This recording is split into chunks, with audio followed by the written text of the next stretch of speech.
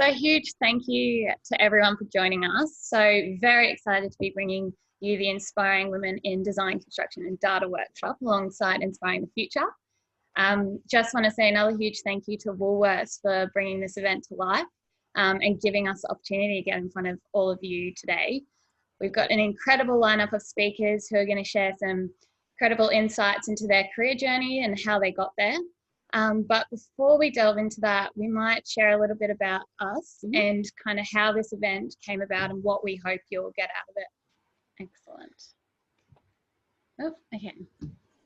This is me? Yeah, brilliant. So yeah, as Erin said, a bit about us and the event. Some quick housekeeping. I think we've already mentioned as you enter in, if you can make sure that your video is turned off and you're on mute. If you've got any questions throughout the presentations that you'd like to ask of the speakers, please just pop them in the chat function. And then at the end, when we've got the Q&A, we'll grab some of the questions out. We will also be recording today's session, so don't worry if you've missed anything. We'll be sharing the footage and that'll include the presentations so that if the students have any more questions, you know, you've got some information to kind of refer back to there. We will kick off by saying a huge thank you to Woolworths and having a few words from Charles. Then we're just going to get straight into the guest presentations from all of our panelists. We'll do some questions and answers and then wrap up and say thank you to everyone. So for those of you who don't know us, this is Erin and my name's Althea. So I'm a design manager for Shape Australia and also the founder and national director for WIDAC. And this is Erin. Yes, so lovely to meet you all. I'm project manager at Shape in the day, and then I'm also national director of WIDAC alongside Althea. Great. So for those of you who don't know, Shape is a construction company. So Erin and I both work together. That's how we met, working together, doing mainly kind of office fit outs, and we do some hotels and healthcare and education. Yep. So we met probably 4 years ago at work, and we decided to go out and meet some different people in our network that we worked with. And kind of overnight, we decided to start a bit of a networking group so that we could meet with different people in our industry. And that might have been people who were engineers, because in construction, you work with engineers and you work with certifiers and you work with designers and you work with architects and acoustic consultants and lots of different people. So we started WIDAC, which is a networking group, because we wanted to get to know other people in our industry and bring everyone together. So that's just a little bit about women in design and construction. Erin and I both work in the construction industry. I've worked in the construction industry for about 14 years this year.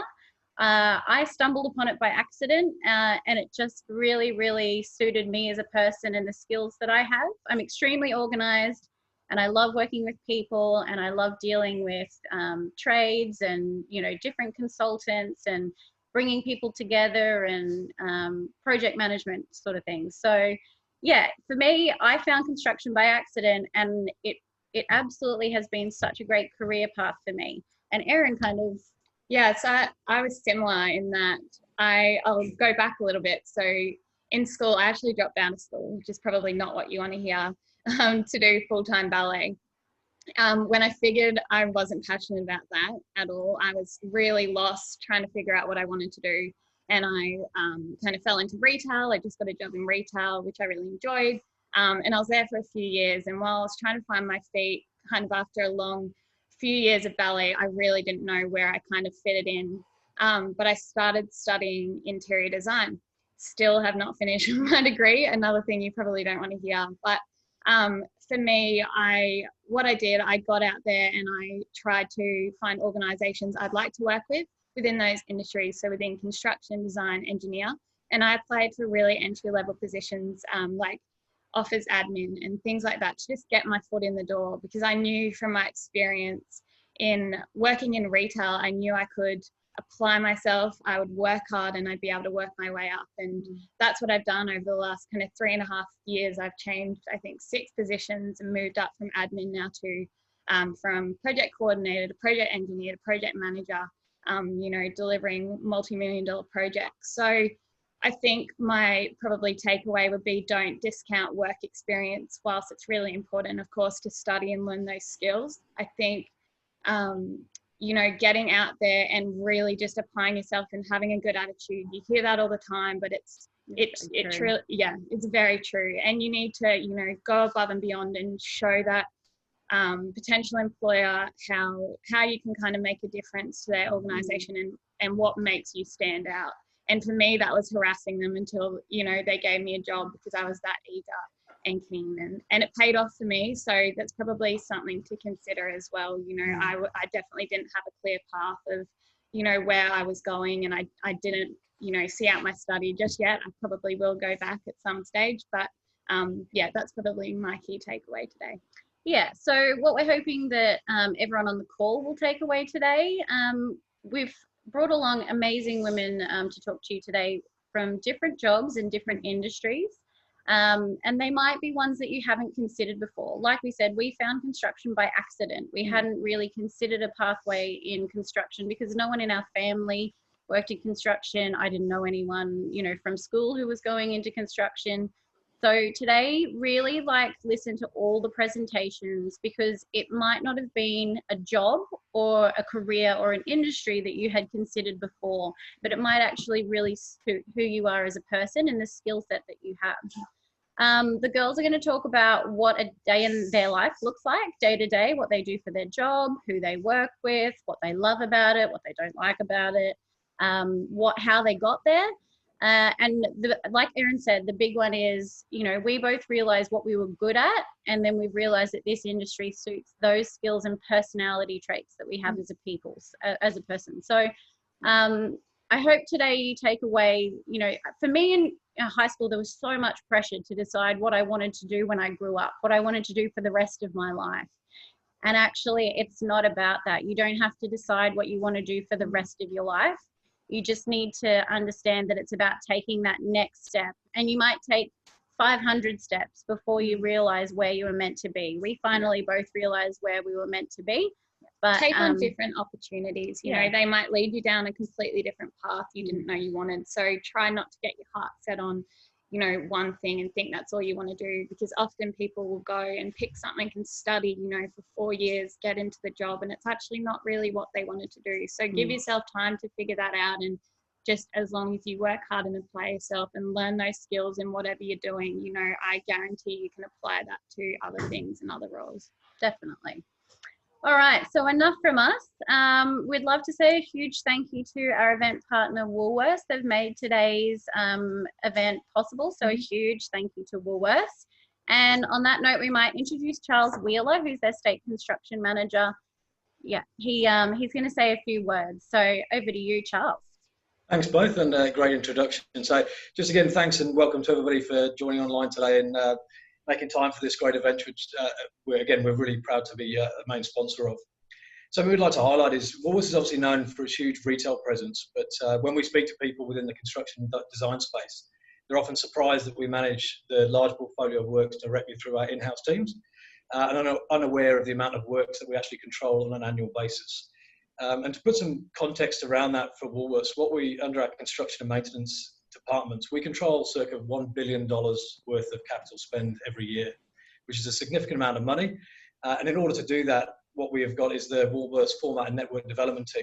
So we've got a diverse national team of over 650 people, and they're responsible for delivering retail experiences for the future, basically.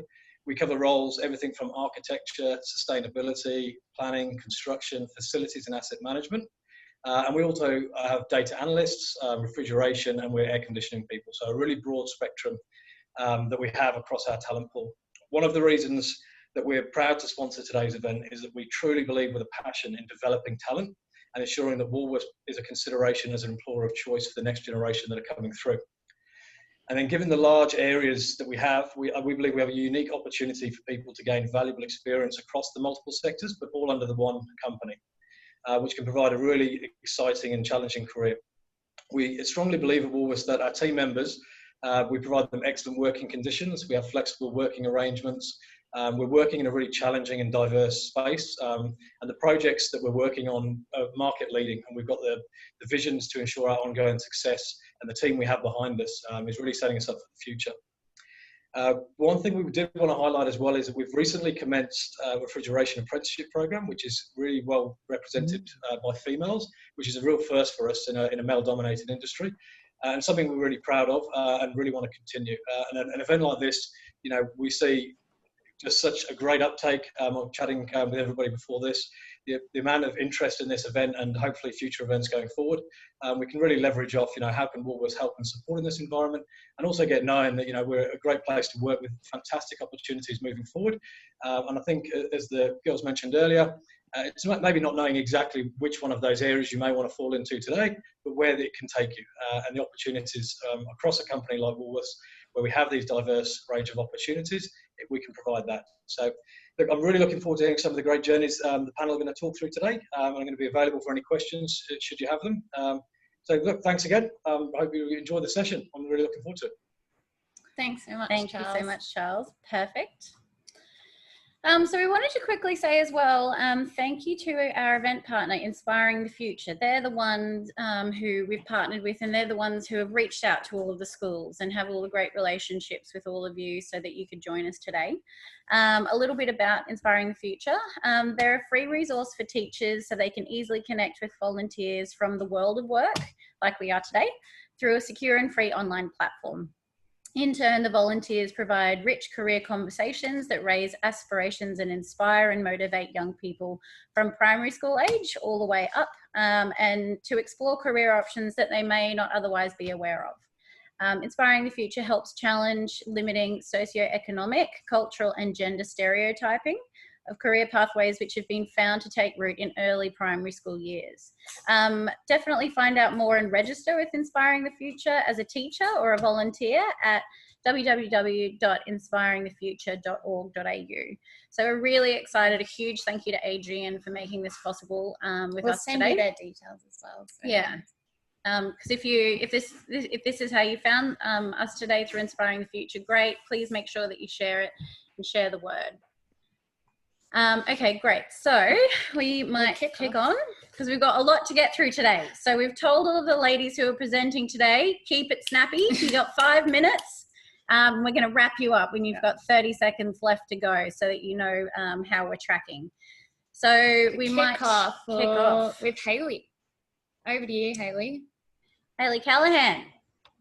So can everyone hear me? Yes. Yes. Okay, wonderful. All right, I'm going to keep it real snappy. Hello, everyone. My name's Hayley. I'm an interior designer in Brisbane, and I'm also a member of WIDAC. And today I'm going to be talking to you about what my a day in the life of a commercial interior designer is. So next slide, please. So just a little bit about my journey. So I graduated from high school here in Brisbane in 2012. And when I finished high school, I still didn't really know what I wanted to do. I got an OP score, which is, I guess, like an ATAR score, which was way better than what I thought I was going to get. So I kind of freaked out. And when I submitted my, my courses that I wanted to do at uni, I was like, oh, I'm pretty good at biology, I guess. So I did a Master of Dietetics at the University of Queensland. So I started that in 2013, and after about 2 months, I realized, yeah, science is cool, but I think I need to be doing something creative with my life. So I dropped out of uni and I took half a year to work full time and think about what it was I wanted to do. I did a bit of research and I found this thing called interior design. I thought, oh, I don't really want to fluff cushions and pick paint colors. And then I did some more research and figured out that it was actually so much more than that. So I enrolled myself into an interior design degree at the Queensland University of Technology. And for the next 4 years of my life, I was hooked. I graduated in 2017. I worked at a few small architecture practices to get some experience while I was at uni. And then I started a full-time position at PDT Architects, where I've worked for the past 2 years. And earlier this year, I took up a position at a firm called Thompson Adset, which is based in Brisbane. So next slide. So just a little bit about a day in my life. I always start my day with exercise, whether that be riding my bike to work, getting some sunshine, thinking about what it is I need to do in the day. I get coffee. That's pretty much fuel for a designer. We just live off the stuff. And then my day can consist of anything from selecting finishes for a new project, doing some planning with the client about spatial diagramming, or if I've got a job I'm working on that's currently in construction, I might head out to site and check in with the builders and the engineers and see what it is that they're up to. And then my day in the life today, I'm finishing my day talking at a WIDAC event tonight. So I love to go out and get out and about and network with my community, and that's what I'm doing tonight. So next slide. I will say though, disclaimer, interior design sounds really glamorous, but it's not all peachy. It's a very competitive industry. It's very cutthroat, and there aren't a lot of jobs actually in the industry. So if you want to look at interior design, you need to make sure it's something that you're passionate about and that you're playing to your strengths. So for me, I love drawing. I always did really well at art in school, and I thought that interior design was a career where I could channel that passion and that talent, because if you love what you do, you'll never work a day in your life, or so they say. In interior design, you really need to be a jack of all trades, be able to talk to people, like Althea said before, be able to talk to builders, consultants, engineers, and manage multiple deadlines at once. So you're kind of juggling a lot of balls in the air all at the same time. And it is very hard work. There have been days where I've been in at the office at 6 in the morning, and then I go home and I open my laptop after dinner and I'm still working until 2 in the morning. And I just need to say that because no one told me that when I enrolled at uni. But, you know, I love it. I love what I do. And so, you know, you just look at the clock and go, oh God, it's 2 a.m. I must really love my job if I'm still working at 2 a.m. So next slide. I'm really motoring through. I'm at 4 minutes. So just to wrap up, I love interior design. I love being able to collaborate with fellow talented designers, whether it be architects, industrial designers, engineers, builders, and the clients as well, being able to take them on that journey from those sketches on the napkins all the way through to the built form that you see in that top photo there. That's a job I worked on at QUT, which has just been completed construction this year. What I love about my job is that I get to design places that people love to be in. So I wanted to design QUT to be the best university that you could go as a student and be the best student you could be. Another thing about interior design, just quickly, every day is different and every project is different. So I'm always kept on my toes. I never know what I'm walking into. There's a lot of variety, and I'm constantly challenged and inspired to be a better designer.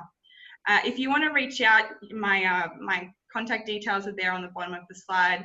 But I hope that I've inspired someone to research what it is to be a commercial interior designer, because I love it, and I'm sure you will too. Thank you, Hayley. Great energy. Yeah. And very honest. Very honest. Yeah. We love it. So if you've got any questions for Hayley, pop them in the chat and we will definitely get to them when we get to our question and answers later on. Okay, thank you, Hayley. And now I think we're moving on to Misha. Welcome, Misha.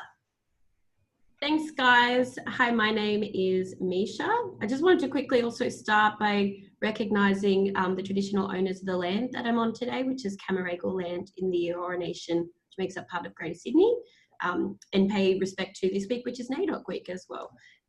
If your school's doing anything to do with NAIDOC week, I encourage you all to get involved. It's a really fun time to learn more about our country and our people as well. So I'm an acoustic engineer. Can you go to the next slide? Probably no one knows what an acoustic engineer is. That's okay, because neither did I. Particularly when I was at school, I had no idea what it was.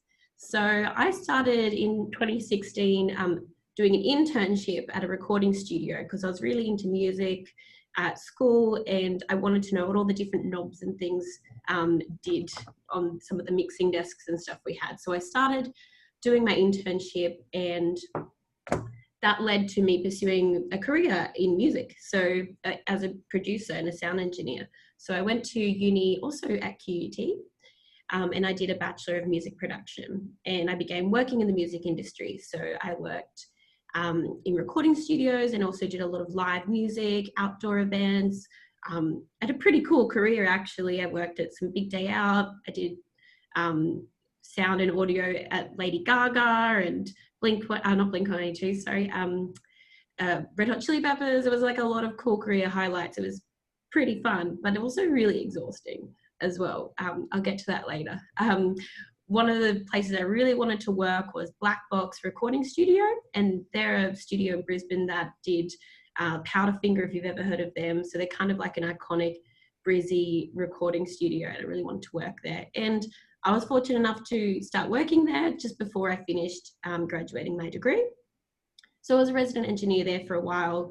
That's when I started to learn the music industry is actually pretty tough. It's everyone's driven by passion, not money, which means you don't always get paid for what you do, which kind of sucks. But I was very passionate about sound. I loved sound, and that's why I stuck at it. So I began working in corporate AV, so doing events, like maybe if you've ever been to a conference or something, there's always someone down the back with behind the little screens doing all the sound. So I used to do that for sometimes small events, sometimes really big ones. And that was kind of a more consistent industry, but I still got to do sound, so I still loved it. In 2014, I was working at the G20, which was hosted in Brisbane. And in that, I got to work with, some presidents and prime ministers from all over Australia. It was a very interesting, eye-opening experience. But one of those events that I did was at a room in UQ building in Brisbane, and it was with the late Bob Hawke. Now, when I went and met him, I thought, okay, this guy is kind of old and mumbly. I'm going to have to, really twiddle all these knobs to make it sound good. Like, it's going to be a bit annoying for me, and it's a hard job. And then he started did a sound check, and he started talking, and everything was perfect. And I was like, wait, I thought this would be really hard. So I started looking around the room, and the room was just impeccably designed. That every single aspect of the ceiling was acoustically designed to make the sound carry uniformly. And usually I worked in some pretty not very good rooms, and it was a struggle constantly to make something sound good in a room that sounds bad. So that was my aha moment, and I realized that you can actually make rooms make sound good. So I immediately investigated what this was and this job, and I enrolled in the only place in Australia you can do acoustics, which is Sydney Uni, and I moved there. And I moved to Sydney, and I've just realized I've gone way over time. So I'm going to wrap up super quickly. I started working as a consultant down here, moved up pretty quickly, got promoted into a management position last year. I've presented at several conferences doing research in acoustics, and a career highlight was winning the NAWIC Future Leader Award a couple of years ago. And you can skip to the next slide, I'm way over. My day basically, I spend some time in the office, in meetings, and also on site. I do a lot of site work. So underneath all this, today I'm actually wearing my site boots, and I'll be going straight on site after here today. I do lots of experiments and problem solving on site. I think, am I out of time now? Probably. You got 30 seconds. Okay, next slide. So I chose acoustics because it challenged my brain, and same with any kind of consulting engineering. It's really, it's also very people-based. It's very challenging, problem solving, and explaining really complex ideas to people like a designer or a project manager who doesn't know anything about acoustics is really fulfilling, being able to, have that engagement with people, but also really challenge your brain yourself as well. And challenge, I don't think I have time for this. I can keep going if you want me to. Just that, there is challenges, a lot of challenges, particularly in a male-dominated industry. I've certainly had a lot of challenges with that, but I'm not going to sugarcoat it, but it's just, there's so much support out there, and surrounding yourself with really positive, inspirational people, like all the ladies at WIDAC, and all the men who are very supportive as well. Finding the right advocates in your industry or in your workplace is really, really important. All right, and let's wrap it up and say thank you. Thank you. All right, perfect. Thank you so much for that, Misha. If you've got any questions for Misha, make sure that you pop them in the chat. She's got some great stuff in there, some great slides. So have a proper read of her slides when we send around the presentations later. I've known Misha for the last couple of years, and she's very inspirational, and she's always out in the industry presenting and talking. So yeah. And as you can see, she didn't start off in acoustic engineering. It was really, you know, it's always going to be about taking that next step and that next step. And, you know, there might be some different changes along the way, and that's okay.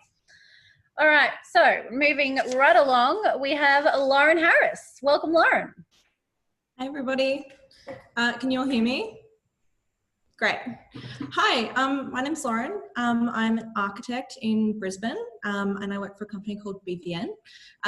We kind of do a huge amount of different types of architecture, and we have about 300 people across Australia, and we also have offices in New York and in London. So that's kind of what I do at the moment. Next slide, please. So I thought I'd talk a little bit about why I chose architecture. For me, I went to high school on the Sunshine Coast. So if any of you know Noosa or Mooloolaba, that's kind of where I grew up. I loved doing things that were creative. You can kind of see in the slide that I did some pottery. I love to bake. I like to draw. I loved puzzles. I enjoyed things that really was about creative problem solving, figuring out how things worked, and strategic thinking. And I did art at school, so I also really enjoyed figuring out how a concept, taking, you know, a little inspiration from somewhere could turn into something completely different. And I thought those skills would probably kind of match architecture. I had this idea that architecture was a balance between something incredibly creative and something really quite tricky and detail focused, and about sussing out how things would come together. If we could go to the next slide, please. And that's absolutely what architecture kind of turned out to be. I was lucky I kind of had a good idea of what it was. But I don't think everyone really understands necessarily what architecture is. I think there's a perception that it's about creating beautiful buildings, and absolutely that is what we all love to do. And these are some really great examples in Australia and also overseas of kind of what architects create. So we do work on things like museums and libraries and houses. Every typology, every building type you could imagine, an architect probably has a hand in that somewhere. If we go to the next slide, please. But architecture is also a whole bunch of other things that we don't really think about all the time. Sometimes it's about edges and parks and streets. So walking underneath an awning down a beautiful tree-lined street, an architect or an urban designer or a landscape architect has a part in how that comes together. Architects also shape policy for, if you think about our city plans. Melbourne is a great example of how architects shaped the laneway culture and encouraged artists to be more prevalent in the city. We do research and development. We really test building types, and we also test materials, and we often tend to push things forward. So what you're seeing in the bottom image there is a beautiful curved shape. And often what happens is an architect comes up with a crazy idea and we challenge people to try and make it happen. It can really put pressure on some other industries, but that's what we all try and work together to kind of create spaces that people really enjoy and love. And that's kind of what I get to do every day. The other things I haven't mentioned are we also really do a lot of strategic thinking and planning about how we can develop our cities and our spaces and the places we live for the future. So all of that is kind of what we do, but really at the core, what architecture is about creative problem solving. It's about creating places for people to live every day. It's about amplifying everything we do. So imagine, you know, how your kitchen works at home. An architect might have a part in that. Imagine how you walk down the street. Imagine your school that you are currently in. All of those things have been impacted by architecture. Next slide, please. So what does my day actually look like? If I'm doing all of that, you know, it can be really varied. So I thought I'd talk a little bit about actually what my year looks like, because my days can be incredibly different. So at the end of last year, I was working on a health master plan. So that meant I was doing kind of underneath that analysis and forecasting picture. I was looking at population studies, I was looking at where growth is, and I was trying to figure out 30 seconds left, Lauren. where we needed more hospitals. I also spent time kind of developing ideas. So I was doing that at the end of last year. And then some of the concept work and kind of figuring out what a building looks like. So some of the sketches you see on the left. And then my day can also be really heavy documentation. So figuring out how a window works, which is what you can see on the right. The next slide, please. So the pathway to architecture really quickly, for me, I was a pretty traditional path. So I did a bachelor degree for 3 years. I took a year out. So I worked full-time in the industry and I really understood what architecture was. And then I did a 2-year master's degree, which I actually did over 3 years. And so it is a 5-year degree. You do require a Master's of Architecture to be an architect. And there is a process that comes after that, which is registration, which can take anywhere from 2 to 5 years. So it is a long road. So if you're considering architecture, you should really need to be prepared for that. Next slide, really quickly. Couple of things. Don't be afraid to go into architecture or anything else that you're interested in. Figure out what drives you, your passion, and don't be afraid to follow it. Be brave, be bold. Don't be afraid to pivot, as the girls have mentioned. Not everything will always play out the way you expect it to, and taking what you've learnt and applying that to something new is actually where success comes from. The most successful people in the world are not usually people that have followed a linear path. So don't be afraid to pivot and to take a detour. And the last thing is to invest in people. Relationships are key. The people that you know today will carry you through. The people that you meet at uni will carry you through and be your peers. So they're really crucial to your career. So that's my last bit of advice. So thank you. Amazing. Thank you so much, Lauren. Love it. Love it. And exactly right. You know, architecture is a long road. Lauren took the very traditional route in terms of she obviously knew what she wanted to do and she worked hard to get there. But like she said, there's lots of different things that will come up throughout your career. So always be willing to take a chance on something. I think it's important what you noted around people as well. That's probably a really key one. Yes. All right, any questions for Lauren? Pop them in the chat, and then we're moving straight along to the beautiful Kira Legeret. Kira. Hello, everyone. Can everyone hear me? Okay, cool. So my name is Kira Legeret. I am a client-side project manager. I work for a company called TSA Management, and we do pure client-side project management. So what that means is we represent clients. So some of my clients have been aged care providers, infrastructure providers like rail, education, and right now I'm working for my client is air services. So we are building some air traffic control facilities, which is super cool. So next slide, thanks.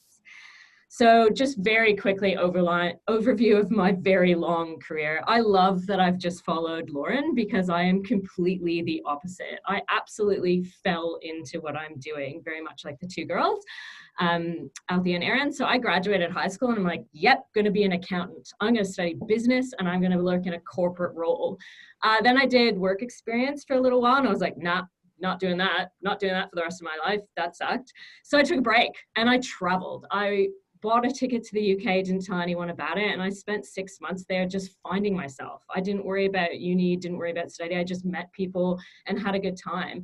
Ultimately, that led me here to Australia. So I should have started off by saying, obviously, I didn't grow up here. I grew up in Canada.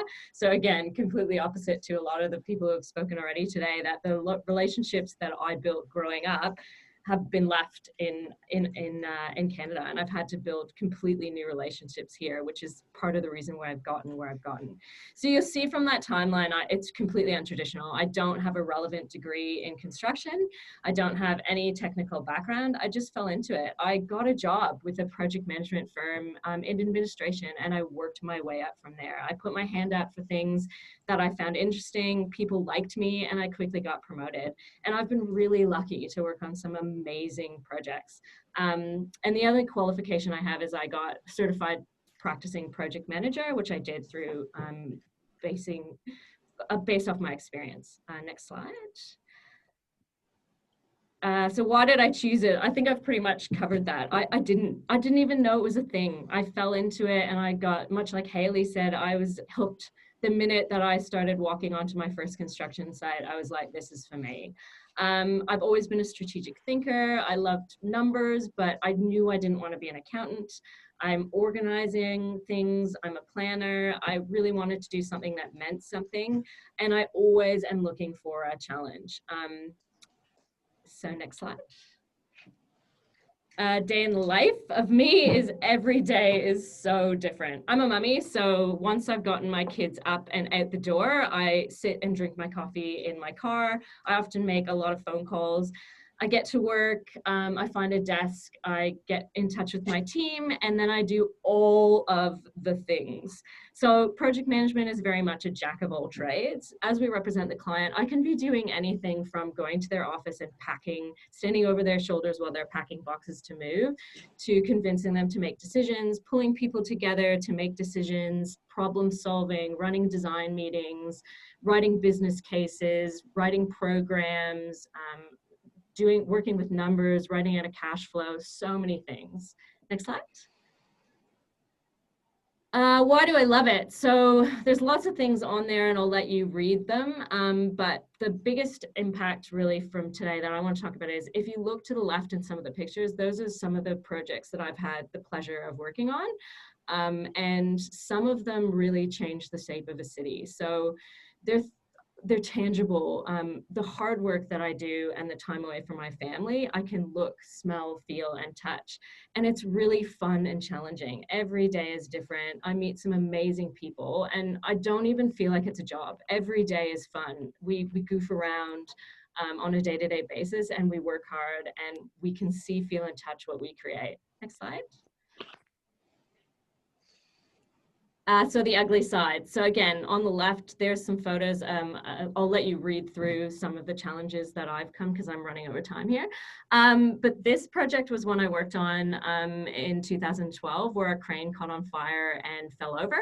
Luckily, no one was physically hurt, but the mental health impact from that project was enormous. So that is probably the biggest thing that I would say that is hard in my job in a day-to-day basis, is learning mental resilience. There's a lot of things that are hard in this industry, and you need to make sure you're looking after yourself and looking after your colleagues, looking after your workmates, not just from a physical safety perspective, from a mental health perspective, because it's a really tough industry. It's bloody fun, and I love it every day, but it's really hard.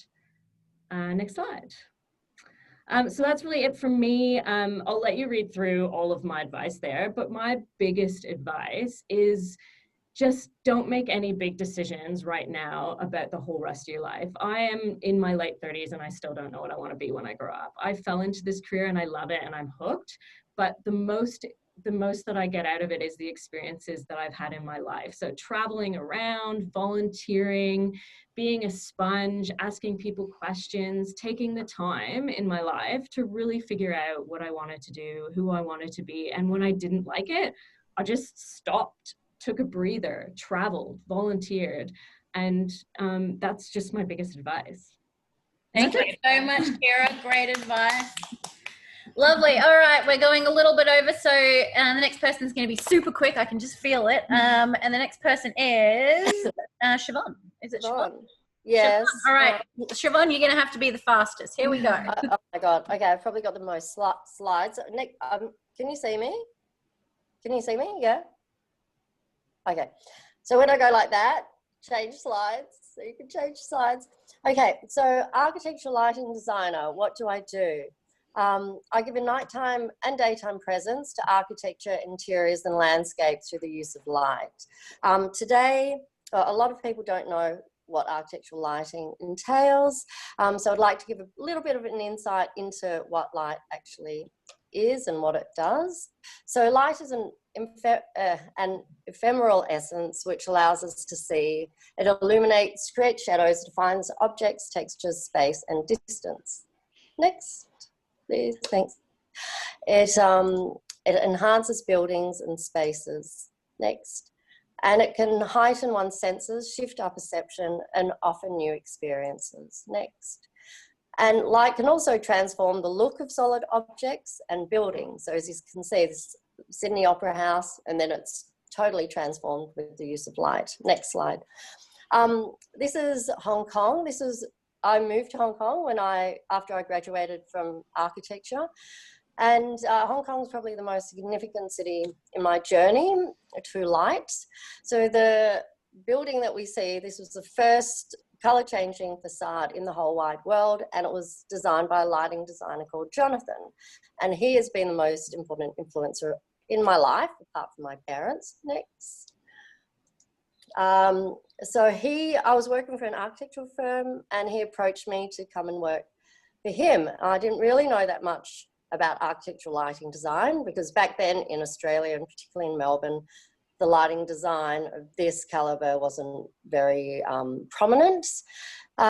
So I looked at this type of work he did, jumped on board, and was project director for his company, and oversaw Cyberport Cyber Centre, which was the biggest development in Southeast Asia at the time, and concurrently also looked after lots of different projects that we had, and the team of lighting designers. Next. Under that same umbrella, Jonathan had a publication which had been left dormant. So I saw the potential in that. So we revamped that Lighting Links directory and created an international lighting magazine called Switch.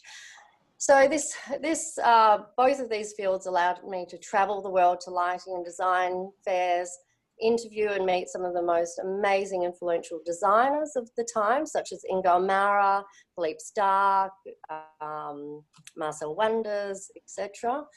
Next slide, thanks. So how did I get to Hong Kong and be project director and work on these projects and run my own to then lead me to Brisbane? So I lived in Melbourne, and after high school, I went to RMIT and studied architecture there. I did a couple of years there and needed a bit of a break. So London called, and I traveled to London, lived there, traveled around Europe solo, which I highly recommend. It's the best achievement ever at that age. Went back to Melbourne and changed to the University of Melbourne, and I graduated architecture there. 6 months later, I was asked I had a job opportunity in Hong Kong for an architectural practice. So I moved there. And then, as I said before, when I was working there, I got approached by Jonathan to work in lighting.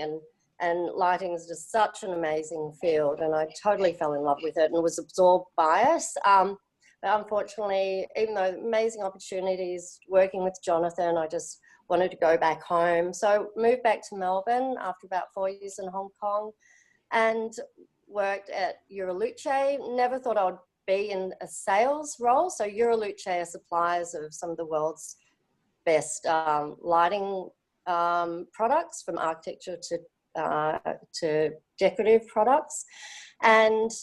But I saw a potential there to work for them because I not only did sales, but I worked as a lighting consultant and worked on numerous projects, hospitality, retail, commercial, residential, and got to meet. Sorry? You got 30 seconds. Oh my God, sorry guys. So I worked there, then I in Sydney and Brisbane, then went to WSP and did lighting design. Then I started my own practice. And I also got into interior design as well. So let's just flick through some of the slides. So this is just showing, say, a concept board with different lighting effects for a project. The next slide, more concept. That slide that we're on is Dialux, which shows lighting levels for projects, so lux levels. Next slide is a typical plan of that. Then luminaire schedule, next slide, next slide. Luminaire schedule, next slide, on-site report, and then the finished product. This is me creating a light sculpture for another project. Next slide. And then these are just some snapshots I've taken, so not very professional photography. But, you know, just it's so nice to have a project complete and be able to go and experience it. And then just words of wisdom, follow your heart, take as many opportunities as you can that resonate with you, learn as much as you can from every single job experience, learn as many CAD programs as you can, because that's what you get, gets a job for you in the industry. And when you're at university, try and go and work for a company in your profession and be open and interested to a wide range of things and be passionate as well. Perfect. And these are just so much, Siobhan. projects. Well done. Anyway, thank you. Fantastic. Very cool. Some great projects there. Lovely. So we'll get everyone to have a bit of a look through Siobhan's slides and take a closer look at all the really cool pictures and information in those. But we will move right along now to Ruth. Welcome, Ruth. Thank you. Good morning, everyone. So my name is Ruth DeRosa. I'm a Senior Contracts Administrator, currently working for BARPA Construction Services, which is a majority Indigenous owned business. In a nutshell, what my role is sort of commercial, health, safety, environmental and quality controls in a project environment. Next slide, thanks.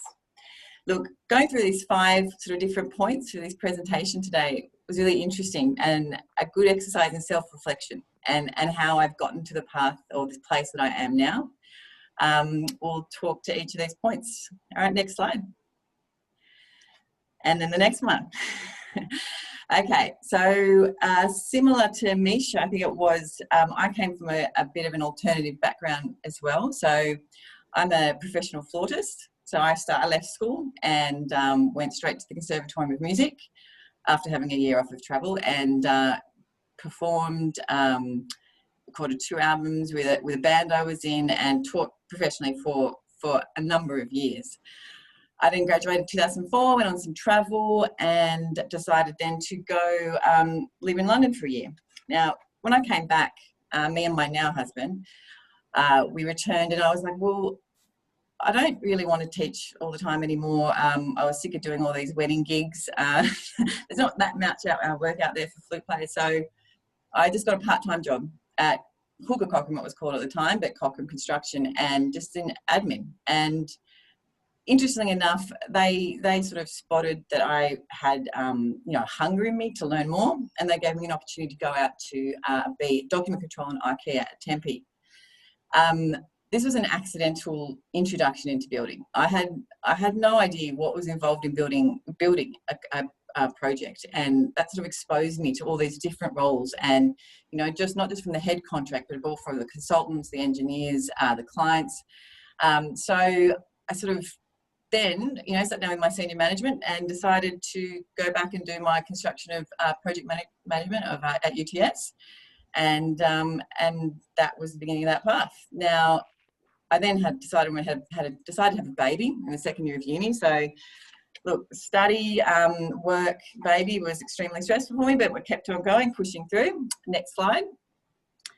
Okay, so 2014, I got promoted to Contracts Administrator, which was a great opportunity. And then in my final year of study at UTS, I had the opportunity to do some tutoring and lecturing. So that was, I've got some great colleagues now at UTS that supported that. My last year of uni, I had the opportunity to go to Japan, Vietnam, and also the Maldives to do some subjects for study. And the most phenomenal experiences of my life, volunteering in the Maldives and also seeing how construction worked in Vietnam and Japan.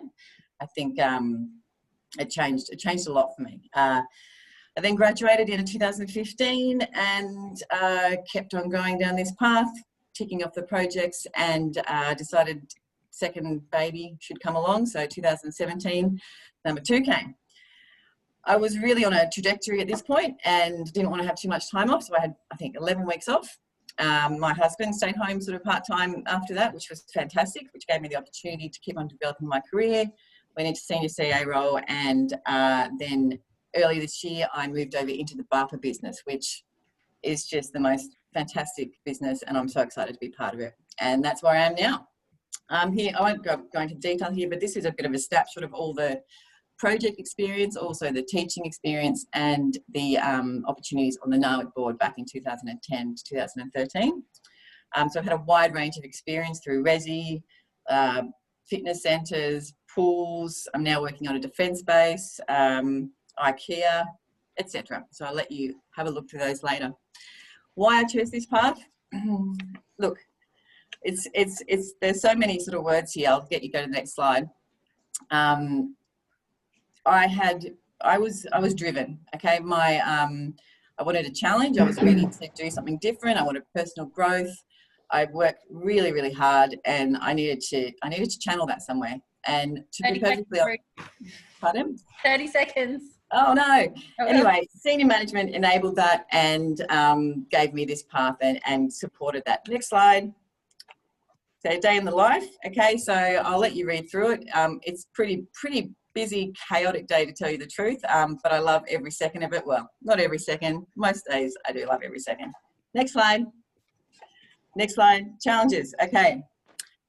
Personality clashes, difficult projects, time pressure. Everyone else has said it. You are under the pump all the time. As a head contractor, you are responsible for delivering the project. It is a risky role to be in, but the challenges are worthwhile. And you have to trust other people to do their jobs properly. You have to manage them, but you have to trust them. COVID-19's been a cracker of a year as well. Next one, and benefits. I'm role model to my daughters. That's a huge thing.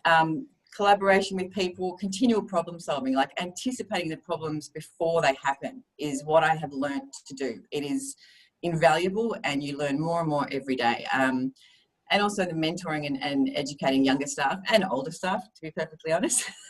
Everyone's still learning. And the last couple of slides, recommendations and advice. Out of these items here, I think learning comes from mistakes. It's a tough, fast-moving industry, but you've got to embrace it and don't let it get you. Every day is a new day. And also, I think the second last one there, when choosing a path, give it a proper chance, because no decision is final, you know, and you need people around you that support that. So, and also get your butts overseas and see how it works around the world. It's a big item. Great advice. Thank you so much, Ruth. Yeah, Erin and I, like, Erin's hoping to go traveling soon. I did about a year and nearly 2 years overseas, and yeah, I learned so much about myself and you know, what it looks like in the other countries. And I actually appreciated Australia a lot more when I moved back home. So I think travel's always a really good one.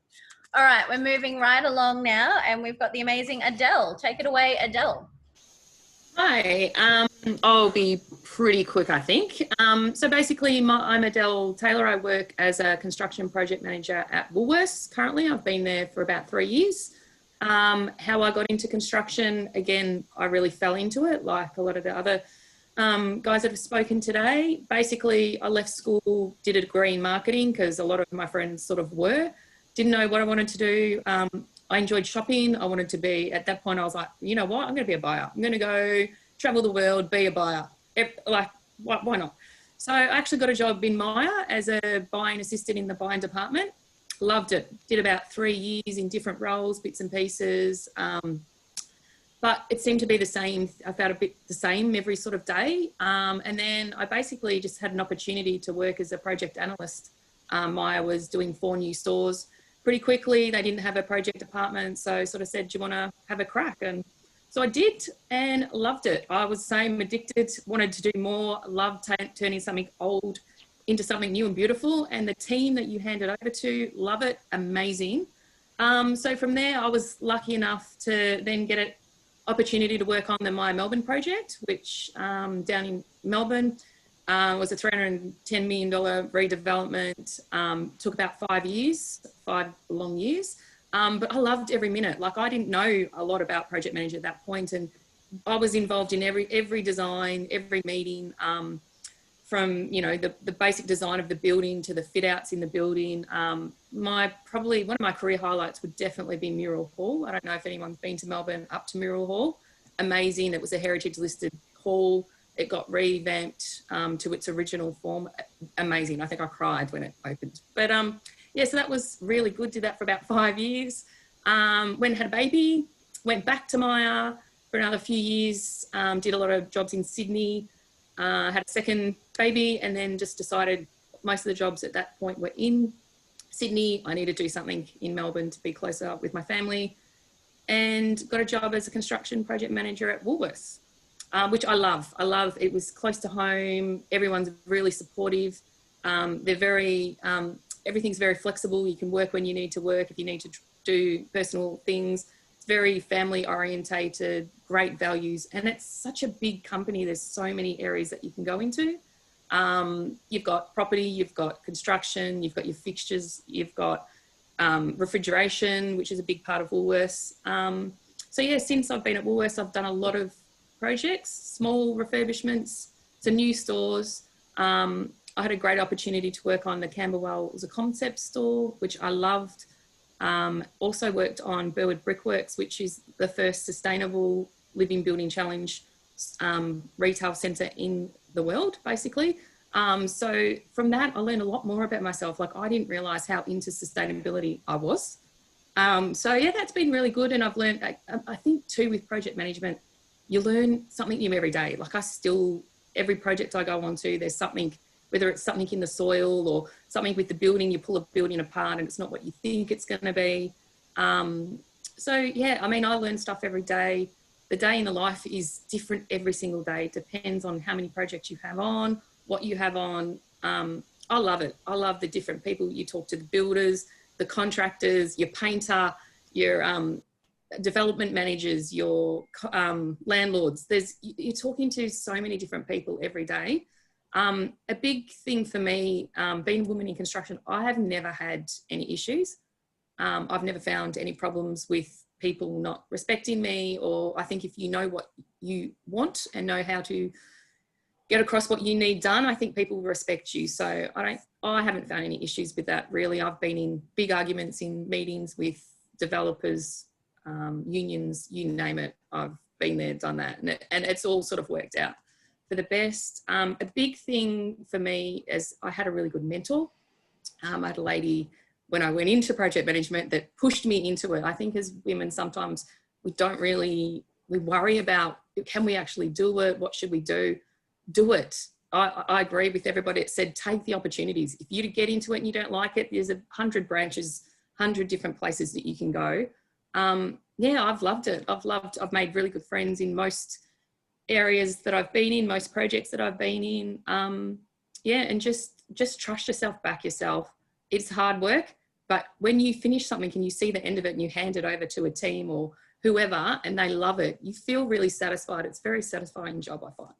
So yeah, that's really it for me. Just find a mentor for sure, whether it's a student, a teacher, someone in your job, someone that you can vent to. And yeah, good luck. Amazing. Thanks, Thank you so much, Adele. Perfect. And then we've got the last but not least, Sophie. And then after Sophie, we will do some questions. So over to you, Sophie. Hey, everybody. Yeah, I'll try and be really quick. I know we're running out of time. Anyway, yes, I'm Sophie Denford. I work in asset advisory, and at the moment I work in digital engineering, which is a relatively new field. What our line is, digital engineering connects emerging technologies with reliable, structured data. It enables us to build our assets. So that's railways, roads, ferries, you know, all the buildings everyone's talked about. We're able to build them virtually in 3D before we actually build them physically. And it's all about, yeah, defining and connecting the data. It might not sound interesting, but I really enjoy what I do. My career path, again, you know, I did fall into construction and engineering.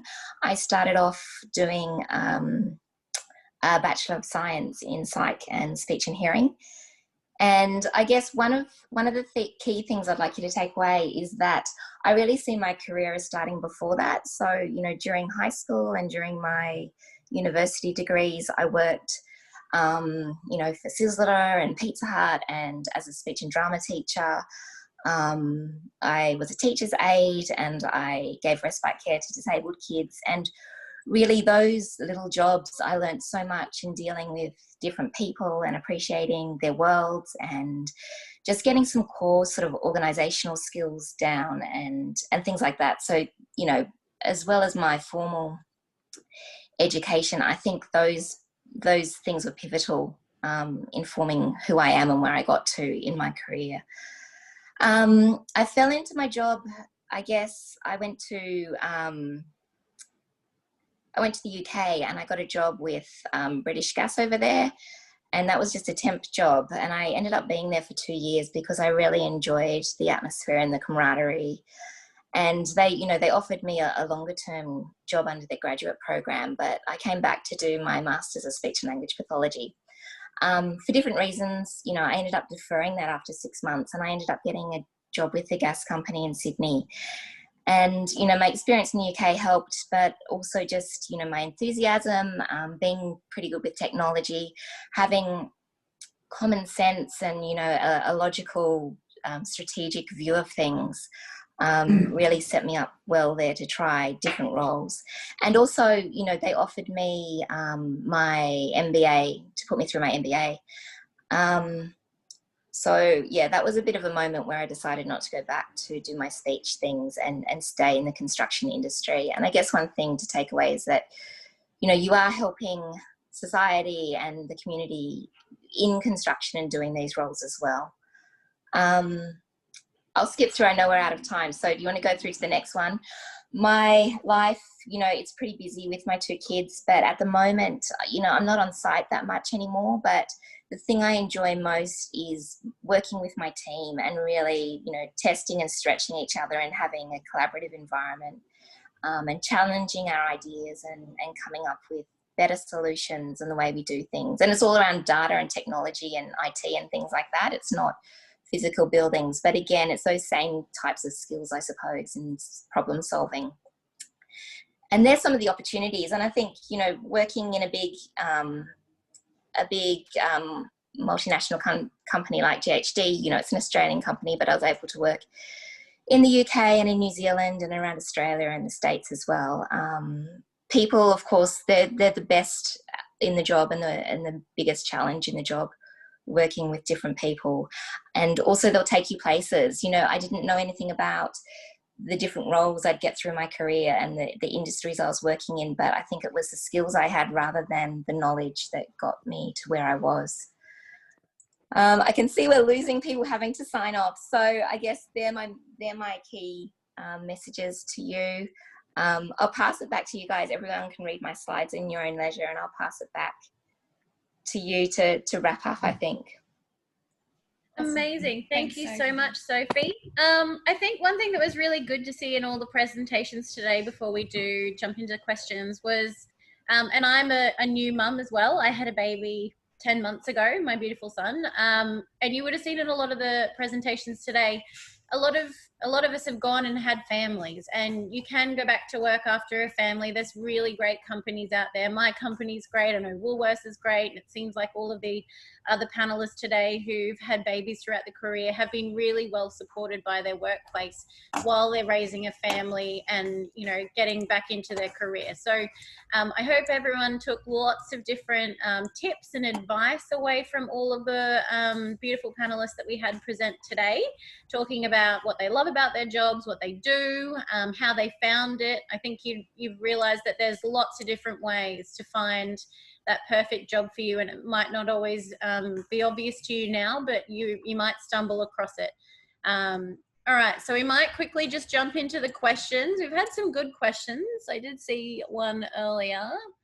Some general tips on making connections. I'll quickly talk about that one and then hand it over. I think a few of the ladies have talked about it. It's going to be even starting where you are right now. For me, when I wanted to leave school and think about studying my first job, I said, Mum, I need my first job. Do you know anyone who is employing anyone? I would be happy to take an admin role. And my mum said, well, my friend Josie's got an events agency, and I think they're looking for a receptionist. So start with your own network first. So ask your mum, ask your dad, ask your aunt, ask your cousins, do they work in different companies or different industries, or do they know someone who can introduce you to maybe some work experience? So, and then as you go to uni, you'll build more connections. There's lots of different industry groups out there as well. So I think there's a lot of different ways that you can make connections. but it's always just about putting yourself out there and asking for people to introduce you to others that might be able to help as well. Start at the very beginning. Anyone else from the panel want to add anything on that one?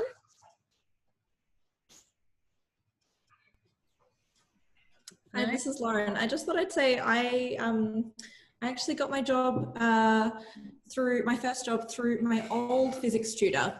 So it can really start from anywhere. He was a neighbour of my grandparents and helped me through school. And I, kept in touch with him, and he's the one that kind of helped me. He introduced me to the first architect I'd ever met.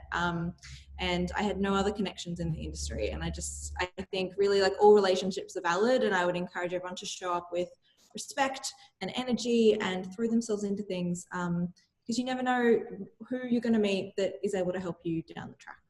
Exactly right. Exactly right. I couldn't see any other questions in there, but I might. Yeah, there are some. Are there?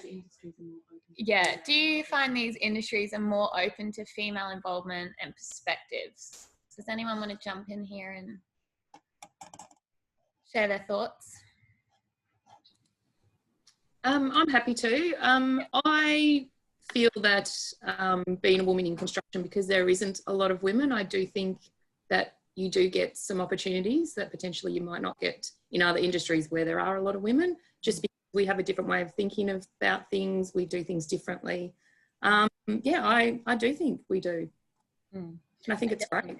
I definitely agree with Adele. And Adele mentioned before that she's always been really, well supported as a woman working in construction. Erin and I have always found that to be the case as well. I've always had fantastic male champions who've supported me, and great male and female colleagues. And I've always loved it, and I've never had a bad experience or been told no for any reason. There are always people that will have bad experiences though too, which I think is important to note. And it's just about finding kind of the right companies and the right advocates, and knowing to move on or find somewhere else if it's not the right place, because again, not everywhere is going to be perfect and supportive, so it's probably important to think about that too.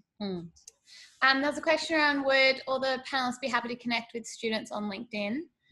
I think I can say yes on behalf of all of them. I think most of them have said yes, so that's really good. There was noted the hello.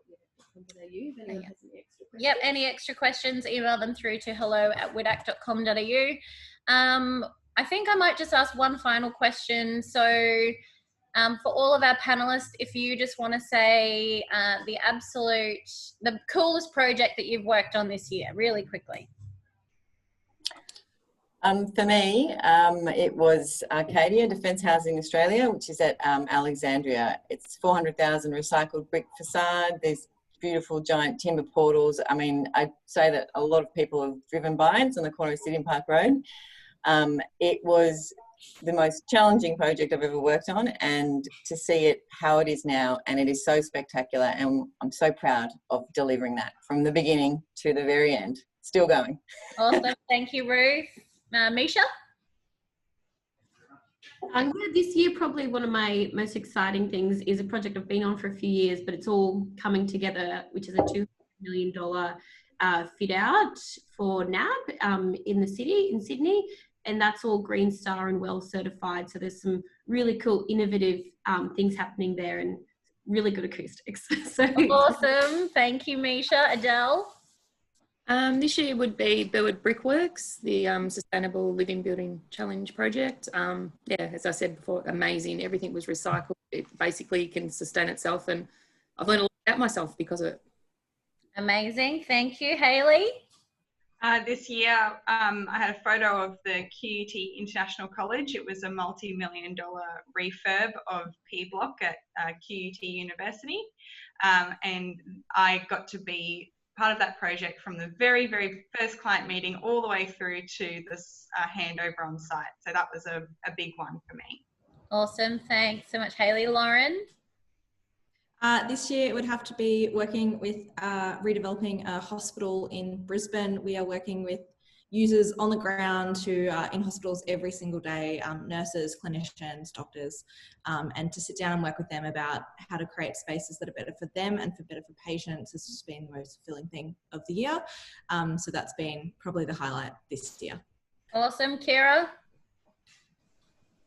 So this year I've been working on projects for Air Services Australia. So it's for the One Sky program, which is bringing together the way that air traffic control works in civil and military. I never knew anything about air traffic control before doing this project, and it is astounding what these air traffic controllers have to do on a day-to-day basis and how hard their job is. And whether there's one plane in the sky or 45,000 planes in the sky, it's a necessary profession, and it's very interesting industry to be working in at the moment in the current global environment. Cool. Thank you very much, Kira. Who have we got? Siobhan? Very quickly. Yeah, very quickly. Probably, well, I've just finished a 53 dwelling development where I did the interior design, the exterior design, and the lighting, which was pretty, cool, having just entered back into the interior design situation, but also making that neon sculpture was really fun as well. So, quite small, doing something hands-on, and then something, quite large as that big development. Yeah. Awesome. Thank you. Ruth, I think Ruth, second last. Ruth. Oh no, we might have lost Ruth. We started with Ruth. No, I piped up first. We've had you, Ruth. Sorry. Sophie. Yeah, I guess for me, we've just brought in roads into transport at the minute. So we've been working on rail projects, and now we're adapting our framework to cater for roads as well. So it doesn't sound very exciting, but it's been a big job this year. All right, perfect. Did I miss anyone or? No, we've had everyone. Okay, cool. Erin, what was the coolest project you've worked on this year? Probably Mosaic Property Group. It was a very high quality project and I loved the interiors, so that was great. It was beautiful. Yeah. I worked on that one with Erin. Best project I worked on this year was having a beautiful baby because I've been off work this year having a baby, but I'm back at work now. So we might quickly wrap up and say thank you. So huge thank you to the sponsors who sponsor WIDAC. That is CGC and Shape and Ortex. They're our fantastic sponsors. Thank you. And thank you to all of our beautiful guest presenters, our incredible event sponsor, Woolworths. Thank you so much for making today possible, inspiring the future, and for everyone for dialing in. I hope everyone had a great time. We hope you got a lot out of it. Hope you got a lot out of it. Yeah. We'll share all of the slides and the recording in case you had to go when you wanted to watch the end of it.